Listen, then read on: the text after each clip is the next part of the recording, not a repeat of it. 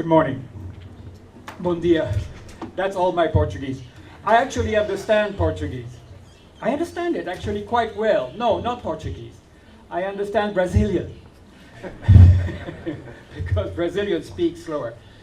But if I even tried to speak Brazilian, you would laugh and it wouldn't be a big success. So I have to continue in English and also get myself organized. I want to thank Cleomar Rochas to bring me back to Goiânia, which is a very big pleasure and a very exciting time.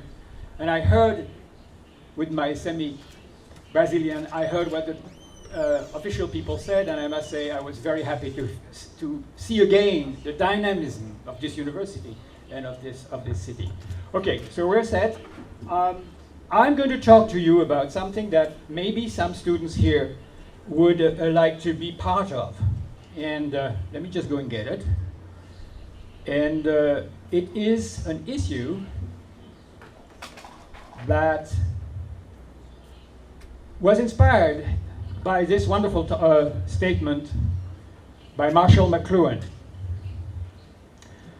The planet and nature were obsolesced by Sputnik in October 1957, and they have become an art form. Sputnik saw the birth of ecology and art replacing nature. If you think about McLuhan, who was my professor, and how he thought, his idea was if a new technology physically surrounds another one, it turns the other one into a form of art. And he's right. Today, we are on the way to program the planet as an art form. I know it doesn't look like it. In fact, the planet as itself organizes has very positive developments. Internet is one of them. And very negative development too, which is the ruin of the environment. The ruin of the environment. What inspired in me this thought of McLuhan and other things that I will show you is this: global art. The idea of global art. I want to first express why is global art a needed category or a needed genre of art. Where does it come from? Does it have already an existence? And then I want to tell you my story with global art. I have a long story with global art. And then I'd like to explain to you the difference between two kinds of art. One which is the volcanic art, which is a tradition of Western avant-garde and Western art, and then the homeopathic art, which is characteristic of the digital forms of art and of the networked form of art. And then I'd like to talk about the theme of this Congress, which is interactivity. I want to show you very beautiful work by an interactive artist. All right, this is a sort of a manifesto that was preview to a symposium last year in July 2011, a year ago, which is very interesting because it was about global art. And this sounds like a manifesto, and it reflects all kinds of ideas that I have been thinking about in global art. And it comes 3 years after a conference that I gave in Vienna about the same theme. But I think I didn't say anything well in that conference. This is the way one should talk about it. It's, as I said, a manifesto. It is time to restage the world, writes the Indian cultural theorist Nancy Adajania.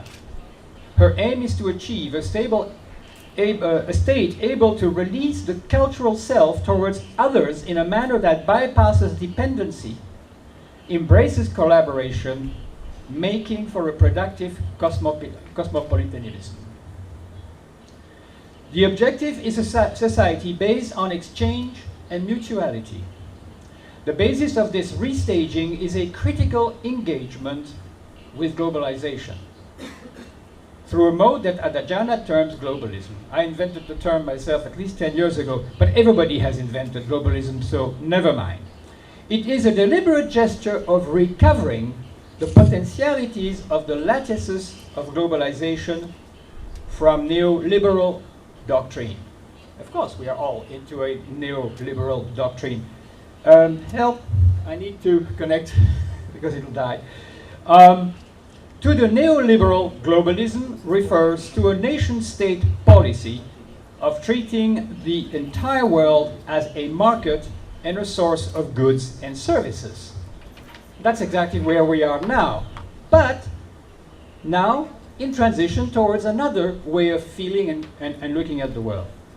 Globalism is a transcultural, collaborative, multi-participatory mode of performing ideas and conducting projects, with the emphasis on ethical responsibility and a transformative aesthetics. While neoliberal globalism is an extension of old First World geopolitics, Adajana's perspective on globalism shifts the locus to the global south. So the question has been raised at the conference that I actually attended, and then another one that I organized: is global art a wish or a reality?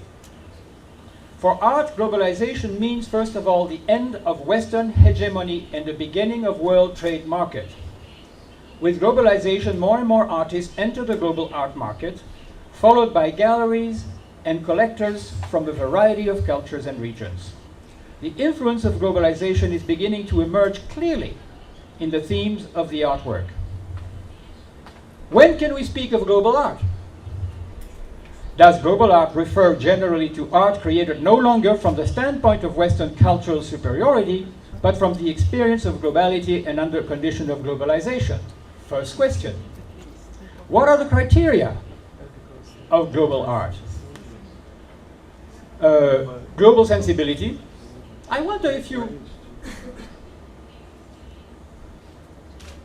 I don't know how to put the question, but I would have been interested how many of you actually feel global,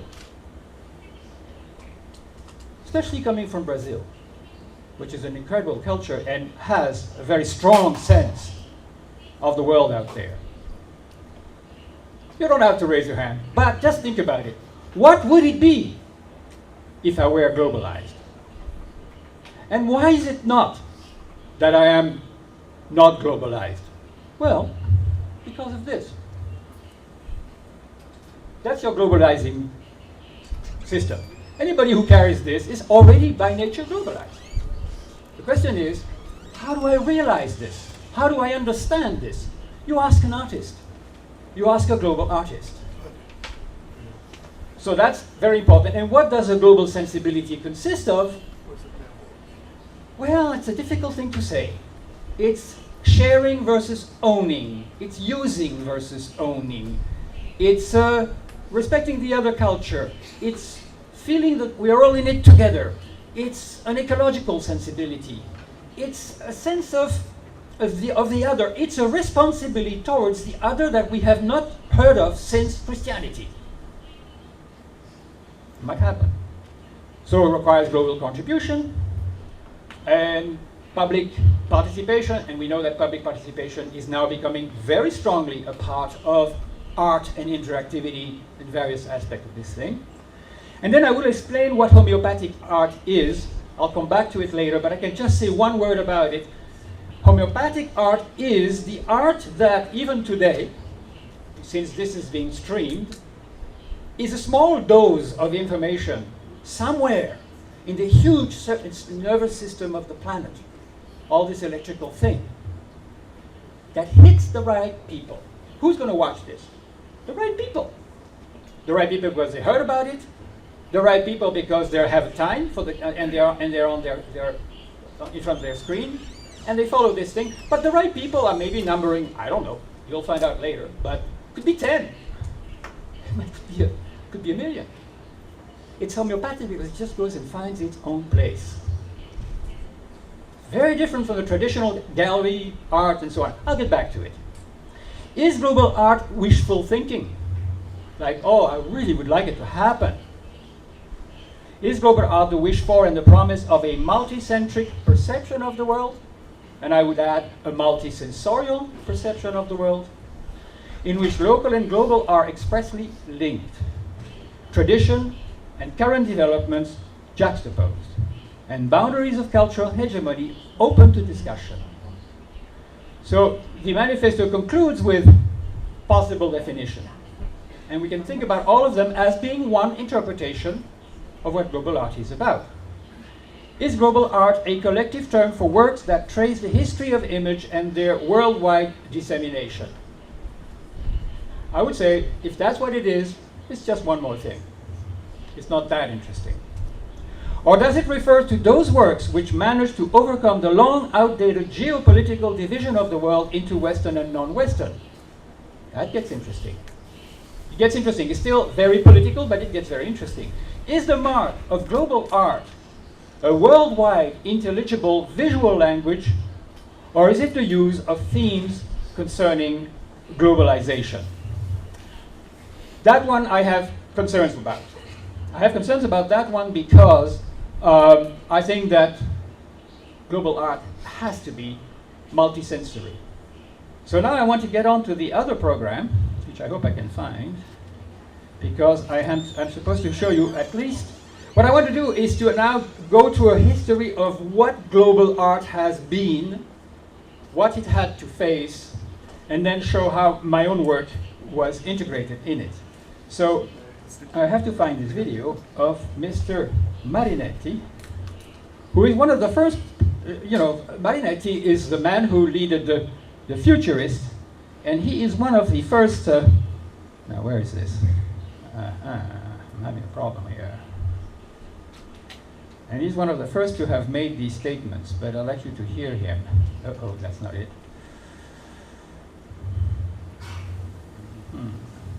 Excuse me for a bit of research on my screen here.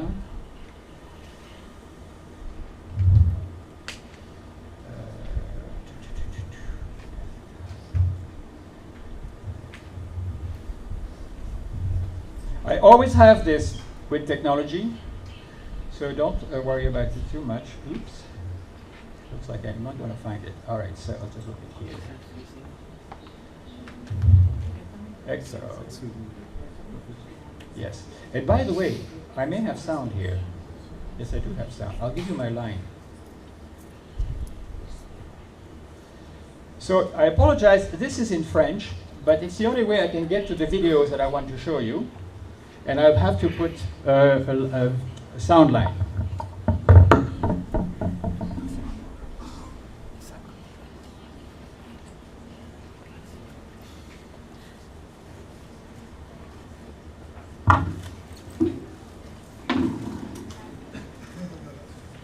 The reason this is worth, where do I put this?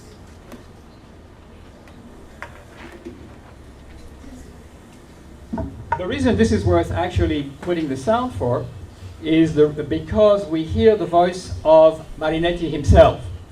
And what Marinetti did, besides leading the movement of futurism, was to adapt. He was almost a McLuhanian type of person, to adapt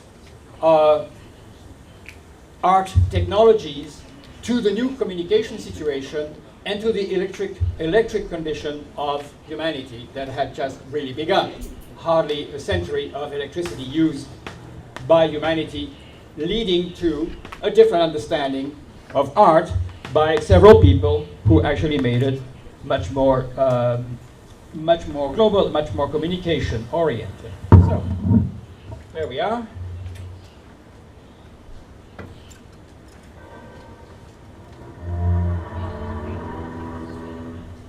La letteratura esaltò fino ad oggi l'immobilità pensosa, l'estasi, il sonno. Noi vogliamo esaltare il movimento aggressivo, l'insonnia febbrile, il passo di corsa, il salto mortale, lo schiaffo e il pugno. Noi affermiamo che la magnificenza del mondo sia arricchita di una bellezza nuova, la bellezza della velocità. Non v'è bellezza se non nella lotta. Nessuna opera che non abbia un carattere aggressivo può essere un capolavoro. Noi siamo sul promontorio estremo dei secoli. Perché dovremmo guardarci alle spalle se dobbiamo sfondare le porte misteriose dell'impossibile? il tempo e lo spazio morirono ieri. Noi viviamo già nell'assoluto, perché abbiamo già creato l'eterna velocità onnipresente. Noi vogliamo distruggere i musei, le biblioteche, le accademie di ogni specie e combattere contro il moralismo, il femminismo e contro ogni viltà opportunistica o utilitaria. Noi canteremo le grandi folle agitate dal lavoro, canteremo il vibrante fervore notturno degli arsenali e dei cantieri incendiati da violente luci elettriche, i ponti simili a ginnasti giganti che scavalcano i fiumi, balenanti con un luccichio di coltelli. È dall'Italia che noi lanciamo per il mondo questo nostro manifesto di violenza travolgente e incendiaria, col quale fondiamo oggi il futurismo, perché vogliamo liberare questo paese dalla sua fetida cancrena di professori, di archeologi, di ciceroni, di antiquari. I più anziani tra noi hanno 30 anni. Ci rimane dunque almeno un decennio per compiere l'opera nostra. Quando avremo 40 anni, altri uomini più giovani e più validi di noi ci gettino pure nel cestino, come manoscritti inutili. Noi lo desideriamo. Okay, so I'm sorry, I'm sure that you understand Italian the way I understand Brazilian. So just a bit of guesswork, but basically what he's talking about is extraordinarily important, and it is a description of what was going to happen. But the most powerful sentence is this one: time and spaces died yesterday. We already live in the absolute because we have created eternal, omnipresent speed. It's a fantastic thought, and it's one that inspired McLuhan for sure. We live in times of instant speed. So this would be a sort of a Promethean first hit at the new condition that we're in. Then we have experiments. Laszlo Moholy-Nagy, who produced his telephone painting, the way he did it. It was also in 1922. Just give you a short story. I ordered by telephone from a sign factory 5 paintings in porcelain enamel. I had the factory's color chart before me, and I sketched my painting on graph paper. At the other end of the telephone, the factory supervisor had the same kind of paper divided into squares. He took down the dictated shapes in the correct position. It was like playing chess by correspondence. Thus, these pictures did not have the virtue of the individual touch, but my action was directed exactly against this overemphasis. I often hear the criticism that because this want of the individual touch, my pictures are just intellectual. All right, here what you've got is not global, but it's communication art, and for a while, communication art and global art are going to be confused. One of the questions will be to separate the real dimension of global art from art of communication and also from world art. You all know world music. World music is music that's not made by us. Of course, basically, part of world music is Brazilian, but that's beside the point. World music is considered as a music done by another culture.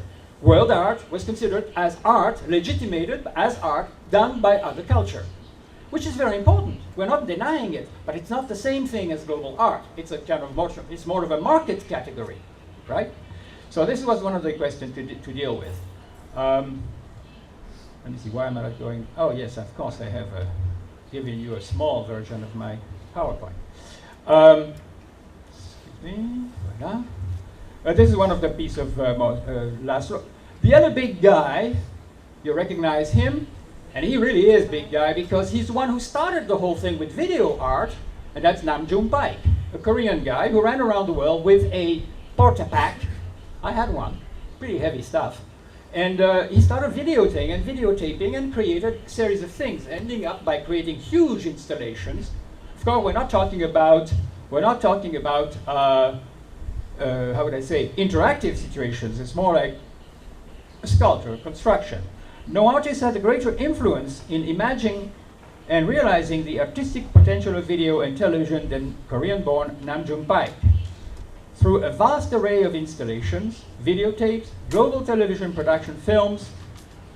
Good morning, Mr. Orwell. Anybody remembers that? No? And performance, Paik has reshaped our perception of the temporal image in contemporary art, bringing the time issue, this omnipresence of the present. One can say that electronic television is not the mere application an expansion of electronic music in the field of optics, but it represents a contrast to electronic music, at least in its starting phase, which shows a predefined, determined tendency both in its serial compositional method and its ontological form. So as a theorist as well. Another one, popular, Elvis Presley, Aloha from Hawaii via satellite, which was the first, 1973, the first music concert broadcast live via satellite around the world. Here, of course, I am not making a very strong distinction between global art tendencies that come from highbrow art and those that come from popular art. If anything, popular art has been with us as a global art forever. Think about Madonna, Lady Gaga, think about all these people who are globalizing their form and their shapes and their culture and their sensibility, and they're doing it across all culture. So that has to be taken into consideration. Aloha from Hawaii is a music concert that was headlined by Elvis Presley and broadcast live via satellite around the world on January 14, 1973. It was watched by over 1 billion viewers worldwide, and the concert aired in 40 countries across Asia and Europe, who received the telecast the next day, also in prime time. Despite the satellite innovation, the United States did not air the concert until April 4, 1973. The show was the most expensive entertainment at special at the time, costing $2.5 million. This is also another interesting work from 1976 by Doug Davis, 7 Thoughts in the Empty Houston Astrodome. I will skip the next page, but just to say that what Doug Davis wanted to do was to demassify the mass media, and to do so use the latest technology, which was satellites, and he expresses here, I was obsessed with using satellites, and in order to express via satellite, hitting individual places, 7 considerations, 7 meditation on the global dimension. So you can see that that's truly homeopathic. Then of course, Yves Klein. You've all seen that wonderful piece when Klein has painted everything blue, including the whole planet, creating a sentiment of the unity of the planet by simply a visual trick and a single color. Here is what started me on global art. And again, I have to go back to the video to show you what this story is. It's absolutely fantastic. In 1977, there was a first attempt at doing the satellite art project, and in 1980, the first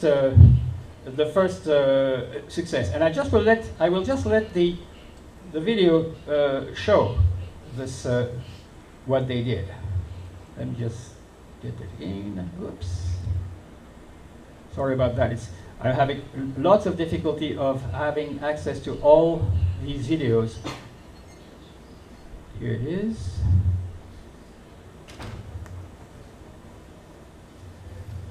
Uh-oh, sorry. That's that's something else. Actually, that's my story. So I'll just stop it and then explain what Satellite Arts Project was. What Sherry Rabinovitz and Kit Galloway did was they took a street in New York, and in that street they found a store, a video store, not video, a television store, and they found another one in Los Angeles, and they created a video conferencing between the two cities, and they call that Hole in Space. All right. Instead of saying, we're doing a great work of art, come and see us, they said nothing. They just had a video link between New York and San Francisco, and that's it. And they just left it totally homeopathically to chance to see whether it was going to work or not. So people would go in front of this black and white TV in those days. They were going in front of this television store, and they would sort of look in. Well, sometimes they would say, what is this show? And because on the other side, in Los Angeles, people were sort of saying hello. So they were going, hello, and then they saw hello again. So they suddenly realized, my God, they're seeing us. We're seeing them. No explanation. And then eventually there was a sound system which was brought in, and they could actually talk to each other. So that was the first day. The second day, there were lots of people. there were lots of people, because the people from New York to Los Angeles had just said, called their family and said, hey guys, we can see each other. Why don't you go to that street and you will be able to connect with me? And of course, on the Thursday, the media had it all, and it became a madness. I was so moved by that piece. I thought it was so beautiful. The idea of making a hole in space and making two places coming together, that I literally began my own artistic career, which is very modest, but nevertheless has at least involvement with producing art things. My own artistic career started literally there and then, and eventually led to this thing, which is, in 1988, a video conferencing for the arts that I did between Paris and Toronto. And it was a big disaster. We actually depended on two jump of satellite signal of 72,000 kilometers. So there was 144 kilometers to do, and the signal would start from a truck in Toronto, move to Staten Island near New York, and then it sent again from Staten Island to Paris, where it was then proceeded to the room. It was 1988.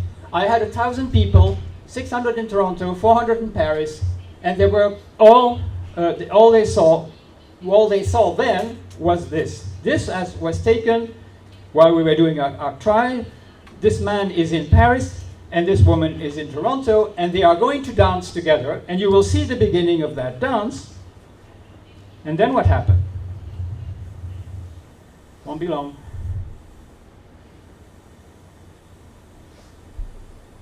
So they're getting prepared. Now they're going to do the dance. You can see the image coming together. It's Toronto, Paris. And there he is. He's dancing. He's beginning to dance.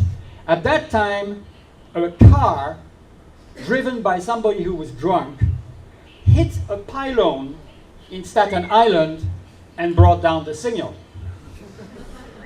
I called it communicatus interruptus. It was really quite tragic. It took me about a year to recover. Because, however, the most amazing thing about this was that actually nobody really realized, at least in Paris, in Toronto, yes. In Toronto, the audience realized that something had gone wrong. But we had 17 interactive art pieces between Paris and Toronto. And these were happening on stage. So the people were actually having a lot of fun. They were looking at interactive art, not knowing. Nobody knew in Paris that we were actually, they never understood that we were actually doing this across the Atlantic, right? So that's what happened, and eventually the piece became sort of historic. It is historical to the sense it was the biggest attempt at creating a transatlantic art piece, but it wasn't the first. And let me go back to my presentation. Initiative. You must remember that in 1984, Ronald Reagan had launched the program for the United States defense, which was called the Strategic Defense Initiative. And we thought, all right, let's reverse this and call it a Strategic Art Initiative. Then I did Transinteractivity. Then I presented global art in Naples, and Nice, and Barcelona. I can talk about this a bit. And then I created with Franz Jandro the Global Man, and I'll show you.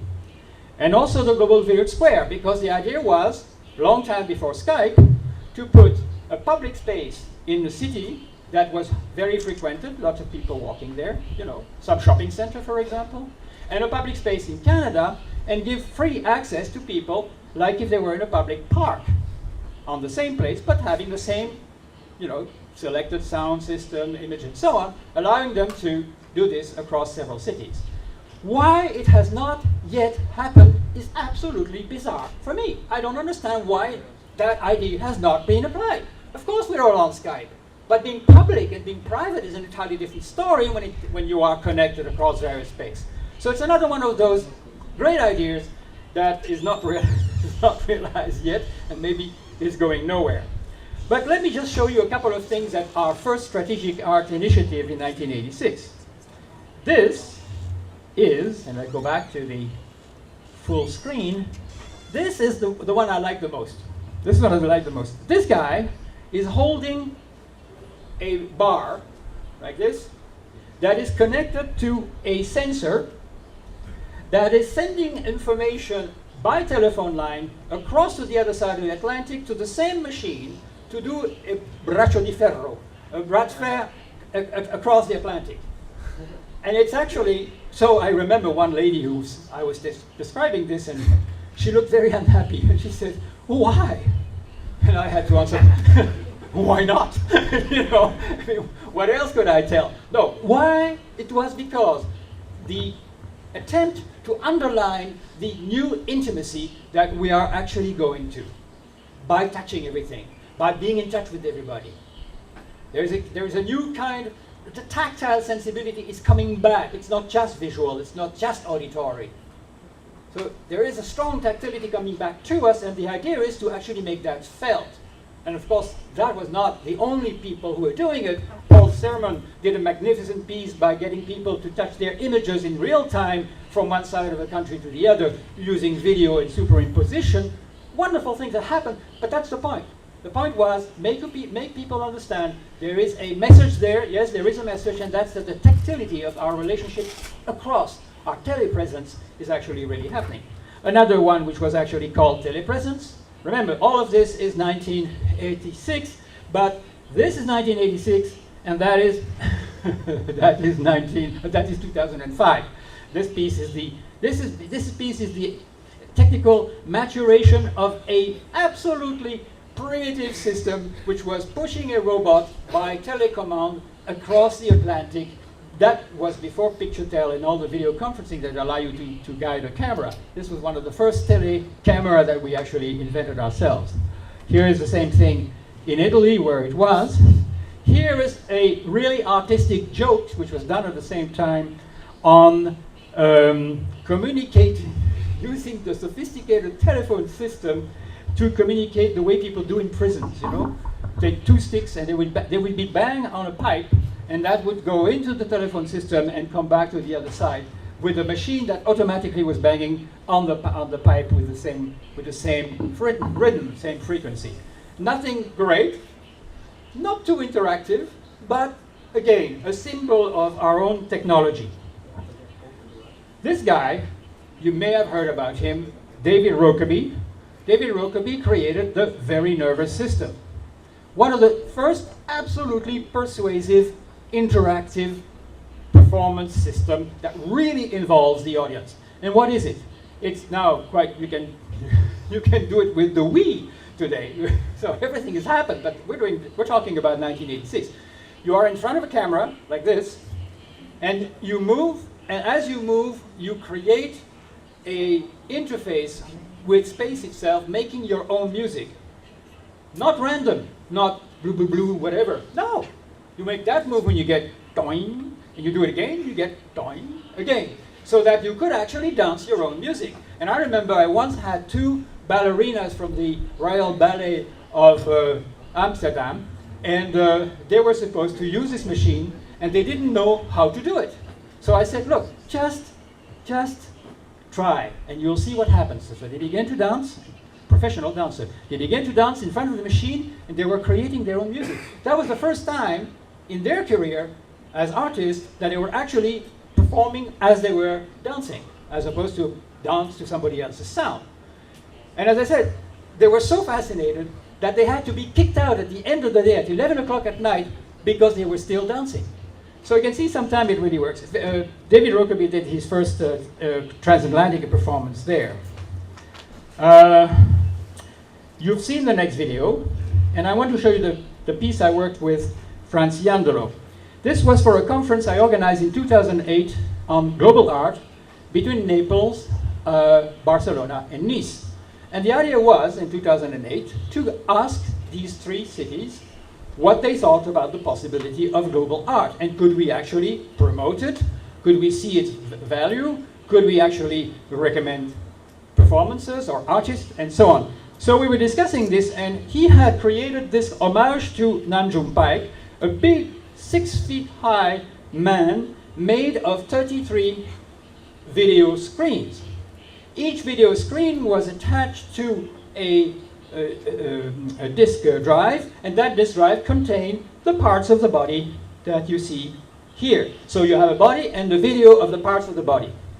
I said to him, this is wonderful. Why don't we then connect this with internet and get the parts of the images from Flickr and from the other sources of and database of images, so that we can constitute this global person.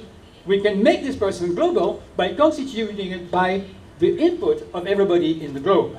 This was the idea that one could develop a sensibility of our interdependence if we all contribute in building this body, which is the new kind of everyman, you know, the everyman from the Middle Ages representing all humanity. That was the whole idea. Now I will very quickly explain. I don't know how much time do I still have? Is anybody keeping time? Okay, well, I don't need more. Anyway, so I'll just explain what I mean by volcanic versus homeopathic art. Volcanic art, and this country knows volcanoes. Volcanic art is art that terrifies people. It shocks people. It shocks. They are so avant-garde, they are not understood. It's rock music to our grandparents. It's Picasso to our great-grandparents. It is these pieces that come out of nowhere. Who has possibly invented such a thing? Artists do that. How did it happen? My theory of volcanic art is that the artist is a volcano ready to explode. Why? It's the weakest point of the establishment. The artist being far away from the establishment and from bureaucracy is the weakest point, and it is through that point that the energies of change, and when the ground of your experience has changed and you don't know it, you ask the artist to explain, the energies of change actually go through that much weaker spot of the cultural ground, right? It explodes at the top and it terrifies everybody. But it falls like lava across, down to the bottom. Like lava, it gets colder and becomes institution. That's the story of mechanical age. That's how it works. That's how it works. Now, put art on the internet, as I explained before, it's entirely different. You're into a homeopathic situation. And there again, artists really have created very interesting things very early. Here is from 1984, before I got involved. Norman White, who was with me in Strategic Arts Initiative, and Carl Helmfeld, they too had created the first worldwide little game by telephone that children play. So, you know, children are together, and one says one sentence to the other, but nobody hearing. The other has to say the same sentence to the other boy, or the other girl. And then again. And when the sentence comes back, it doesn't look at all. It's completely transformed, right? So people laugh. It's funny. We did this around the world. I was there when they did. That was inspiring too. I was there when they actually did it. They were just making phone and phoning from one place to the other, saying that sentence that you could not repeat it, only once, and then around the world, and it would come back again. A joke. But that's art as well. A joke that tells you about our, interconnection. At a time in 1984 when nobody was talking about the internet except the experts. 1975 is the invention of the internet, but only the people who were involved. Nobody else in the culture didn't have it. I'll pass on a number of things.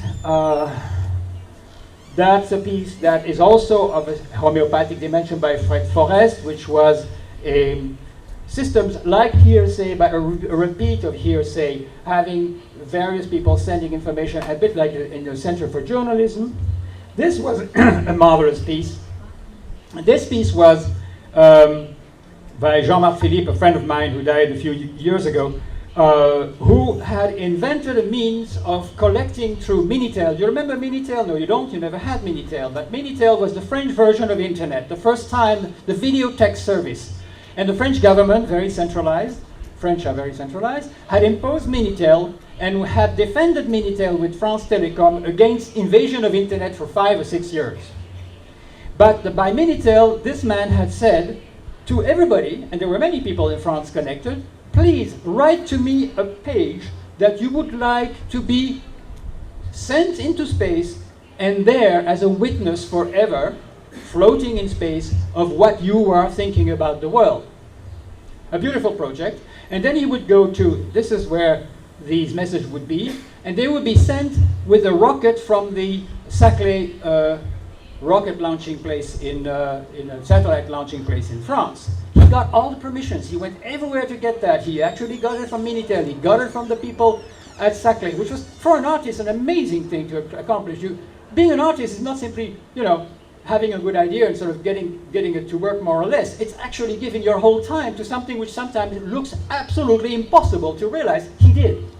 And the thing was sent with something like 10,000 messages, and it's now in space. Again, the symbolic value in art is always infinitely bigger than the actual practical value or its practical performance. If you get the right symbol going, you've got to have a good support. But if you get the right symbol going, you get somewhere. You make people really get it. Philippe Boissonnet is another Frenchman who has done many, many, many pieces that deal with the idea of the sensibility of the globality in all of us. The example on these two examples, one is he uses a lot of hologram.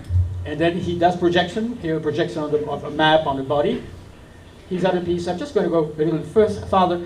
Here, again, pieces where you enter through a system of hologram, you enter the planet, you go to the core of the planet. Another piece by another Frenchman. France is sunny, it's very strange. If you look at global art, you will find it everywhere in the world, but there's a much bigger concentration among the French than it is among other countries, from what I have experienced so far. I would love to know how many artists from Brazil we could, and I hope to get some help from Cleomar and from his staff and from his students, just make a list of the Brazilian artists that actually have a global sensibility, of whose work does a global sensibility. Here is something you probably all have seen or heard of, books by Yann Arthus Bertrand.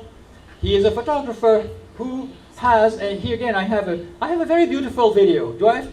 Yeah, I do have time. I don't know. I'm not sure. It's about 5 minutes. Huh? 50 minutes? No, the video is only 5 minutes, but I have more to say and I want to show other things.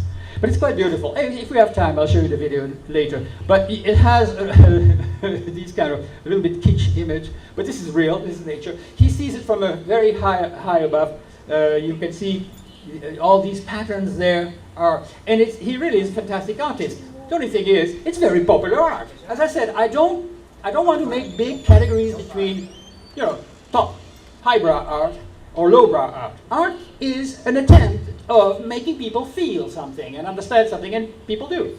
Here's a wonderful one too. Ingo Ganter from Germany. And what he does, you see all this, you see this globe? This is one of 100 different globes that he paints statistical information on.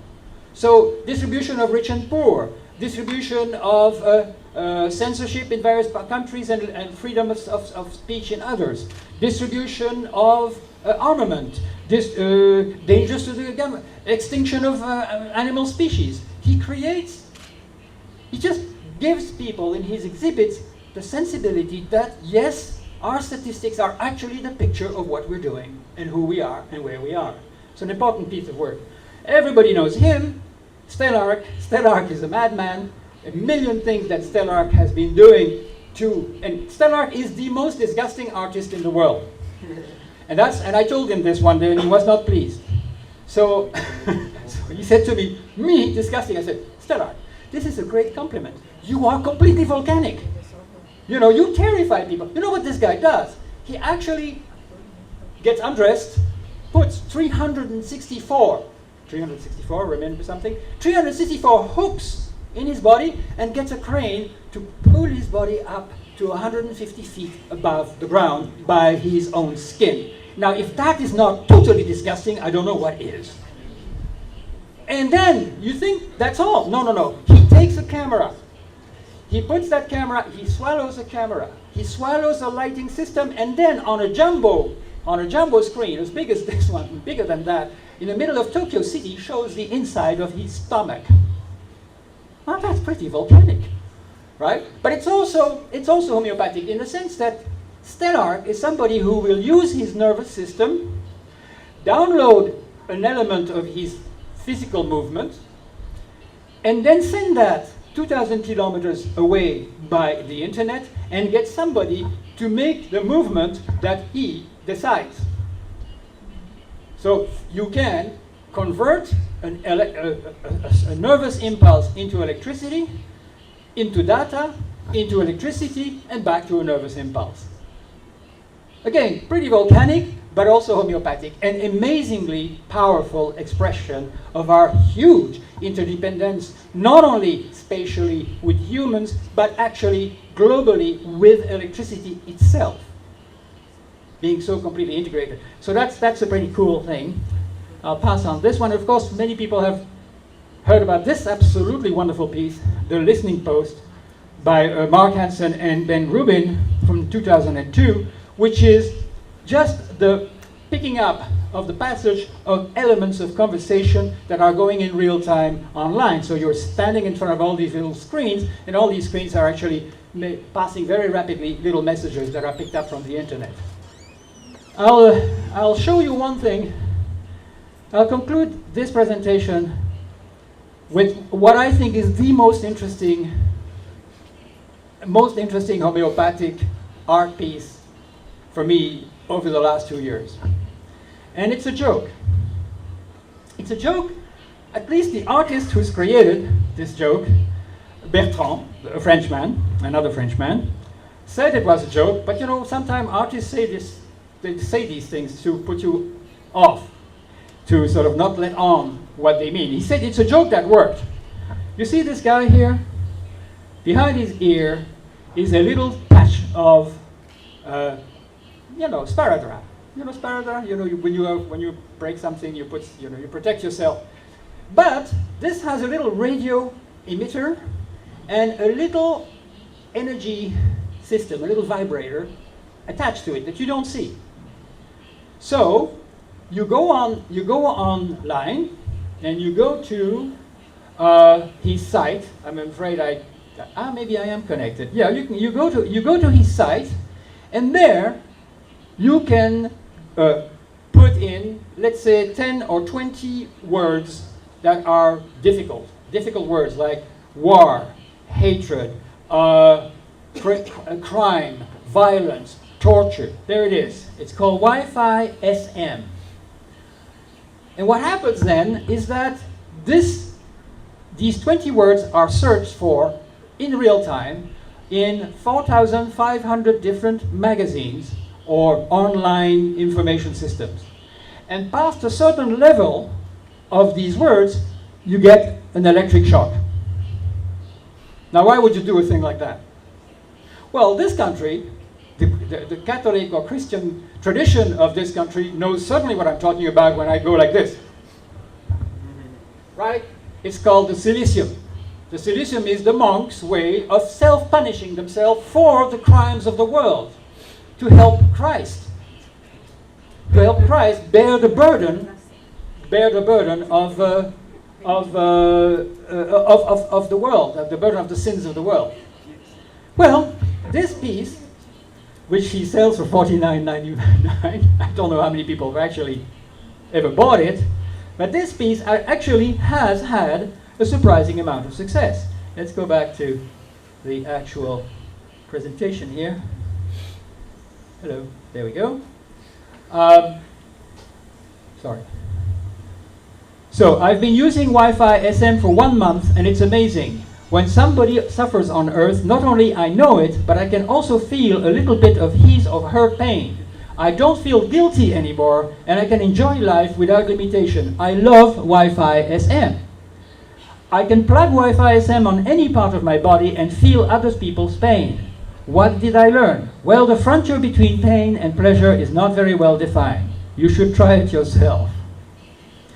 The Wi-Fi SM project was launched in September 2003 for the Tirana Biennale of Contemporary Art. At first, it was just a parodic web page, advertising before the marketing campaign website. for a totally fake, although technologically feasible Wi-Fi device that one could fix on any part of the body and whose function would be to share the pain of the world, it automatically detects in real time the information from RSS news sources worldwide. After the success of the guerrilla marketing campaign, a bracelet prototype was built and the real product was shown for the first time in January 2006. Okay, why do I take this seriously? It is a joke, but it's an important joke, and again, the symbol of it is very important. Why? Because this idea that we are now globalized and responsible for everything that happens in the globe is indeed a dimension that's on its way. And if an artist tells me about it, I'm going to have to pay attention. I'm going to have to take him seriously. The last piece I want to show you is this one. I have plenty of videos of this, but we really don't have much time. This is Rafael Lozano-Hemer. He's Canadian, Mexican, Spanish. And I think one of the most successful artists in the world today.